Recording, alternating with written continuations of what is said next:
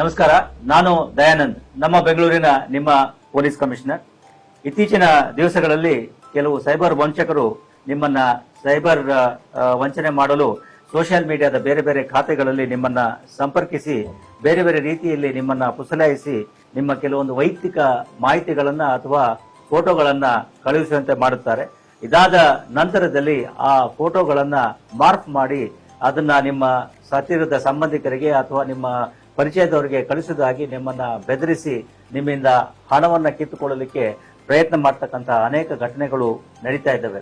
ಇದರಲ್ಲಿ ಗಮನಿಸಬೇಕಾಗಿರ್ತಕ್ಕಂಥದ್ದು ಇಷ್ಟೇನೆ, ಈ ರೀತಿ ಯಾರೇ ಅಪರಿಚಿತ ವ್ಯಕ್ತಿಗಳು ನಿಮ್ಮನ್ನ ಸಾಮಾಜಿಕ ಜಾಲತಾಣಗಳ ಮೂಲಕ ಸಂಪರ್ಕಿಸಿದ್ದೇ ಆದಲ್ಲಿ ಅಥವಾ ಸಂಪರ್ಕಿಸಲು ಪ್ರಯತ್ನ ಪಟ್ಟಿದ್ದೇ ಆದಲ್ಲಿ ಈ ರೀತಿಯ ನಿಮ್ಮ ವೈಯಕ್ತಿಕ ಮಾಹಿತಿಗಳನ್ನ, ಖಾಸಗಿ ವಿವರಗಳನ್ನ, ಅದರಲ್ಲೂ ಮುಖ್ಯವಾಗಿ ನಿಮ್ಮ ಫೋಟೋಗಳನ್ನ ಅದರಲ್ಲಿ ವರ್ಗಾವಣೆ ಮಾಡಿಕೊಳ್ಳದೆ ಇರತಕ್ಕಂಥದ್ದು ಒಳ್ಳೆಯದು.